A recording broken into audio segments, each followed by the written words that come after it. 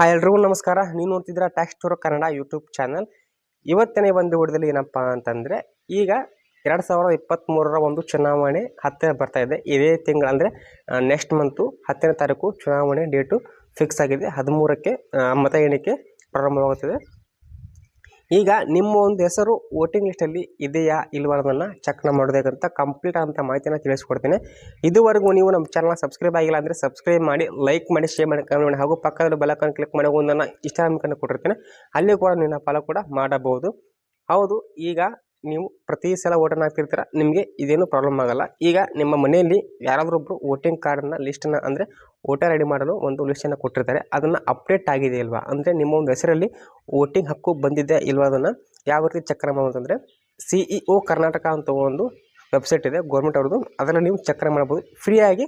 ಅದನ್ನು ನೀವು ಅಲ್ಲೇ ಡೌನ್ಲೋಡ್ ಕೂಡ ನೀವು ಮಾಡ್ಕೊಂಬಿಟ್ಟು ನೀವು ಚೆಕ್ ಕೂಡ ಮಾಡಬಹುದು. ಈಗ ನಾನು ನಿಮಗೆ ತೋರಿಸಿ ನೋಡಿ ಯಾವ ರೀತಿ ವೋಟರ್ ಐಡಿಯ ಲಿಸ್ಟನ್ನು ನೀವು ಅಪ್ಡೇಟ್ನ ಆಗಿರೋದನ್ನು, ಅಂದರೆ ನಿಮ್ಮ ಒಂದು ಹೆಸರು ಆ ಒಂದು ಲಿಸ್ಟಲ್ಲಿ ಇದೆ ಇಲ್ಲದನ್ನು ಚೆಕ್ ಮಾಡೋಂತ ಈಗ ನಾನು ನಿಮಗೆ ತಿಳಿಸ್ಕೊಡ್ತೇನೆ ನೋಡಿ. ನೀವು ಮೊದಲಿಗೆ ಗೂಗಲಲ್ಲಿ ಬಂದುಬಿಟ್ಟು ನೀವು ಇಲ್ಲಿ ಸರ್ಚನ್ನು ಮಾಡಿ CEO ಕರ್ನಾಟಕ ಅಂತ ಕೆಳಗಡೆ ಸ್ಕ್ರೋಲ್ ಮಾಡಿ ನೀವು ಇಲ್ಲಿ ಗಮನಿಸ್ತಾ ಇರ್ಬೋದು ಮುಖ್ಯ ಚುನಾವಣಾಧಿಕಾರಿ ಕರ್ನಾಟಕ ಅಂತ. ಇದನ್ನು ನೀವು ಸೆಲೆಕ್ಷನ್ನ ಮಾಡ್ಕೊಳ್ಳಿ.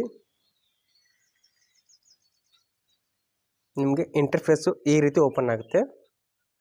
ಹಾಗೆ ಕೆಳಗಡೆ ಸ್ಕ್ರೋಲ್ ಮಾಡಿ ಇಲ್ಲಿ ನೀವು ಗಮನಿಸ್ತಾ ಇರ್ಬೋದು ಮತದಾರರ ಪಟ್ಟಿ ವೀಕ್ಷಣೆ ಅಂತ. ಇದನ್ನು ನೀವು ಸೆಲೆಕ್ಷನ್ನ ಮಾಡ್ಕೊಳ್ಳಿ.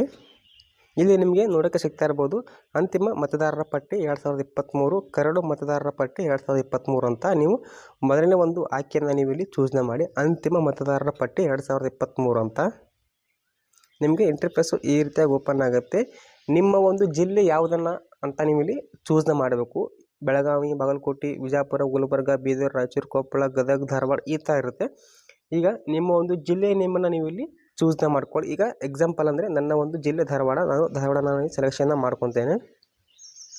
ಧಾರವಾಡದಲ್ಲಿ ನಿಮ್ಮ ಯಾವುದು ಊರು ಅಂದರೆ ನವಲಗುಂದ, ಕುಂದಗೋಳ, ಧಾರವಾಡ, ಹುಬ್ಬಳ್ಳಿ ಧಾರವಾಡ ಪೂರ್ವ ಅಂತ. ನಾನಿಲ್ಲಿ ಹುಬ್ಬಳ್ಳಿ ಧಾರವಾಡ ಪೂರ್ವ ಅಂತ ಸೆಲೆಕ್ಷನ್ನ ಮಾಡ್ಕೊತೇನೆ.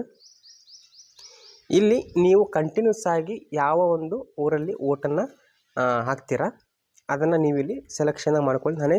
ಹಾಗೆ ನಾನು ಒಂದು ಎಕ್ಸಾಂಪಲ್ ಆಗಿ ಸರ್ಕಾರಿ ಮಾದರಿ ಪ್ರಾಥಮಿಕ ಗಂಡು ಮಕ್ಕಳ ಶಾಲೆ ಅಂತ ಸೆಲೆಕ್ಷನ್ ಮಾಡ್ತೇನೆ. ಈ ಥರ ಸೆಲೆಕ್ಷನ್ ಮಾಡ್ಕೊಂಡ್ಮೇಲೆ ನಿಮಗೆ ಇಲ್ಲಿ ಒಂದು ಕ್ಯಾಪ್ಚಾ ಕೋಡ್ ಎಂಟರ್ ಆಗುತ್ತೆ. ಅದನ್ನು ನೀವು ಇಲ್ಲಿ ಟೈಪ್ನ ಮಾಡಬೇಕು. JMGO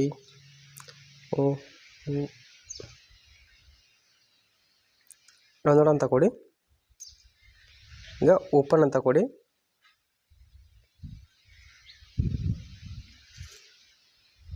ಡೌನ್ಲೋಡ್ ಆಗ್ತಾ ಇದೆ, ಒಂದೆರಡು ನಿಮಿಷ. ಈಗ ನೀವು ಇಲ್ಲಿ ಗಮನಿಸ್ತಾ ಇರ್ಬೋದು ಕಂಪ್ಲೀಟ್ PDF ಆಗಿ ನಿಮ್ಮ ಒಂದು ಫೋನಲ್ಲಿ ಬಂದುಬಿಡುತ್ತೆ. ನೀವು ಇದನ್ನು ಶೇರ್ ಕೂಡ ಮಾಡಬಹುದು. ನೋಡಿ, ಈ ಥರ ನಿಮ್ಮ ಒಂದು ವೋಟರ್ ಐಡಿ ಲಿಸ್ಟ್ ಬರುತ್ತೆ.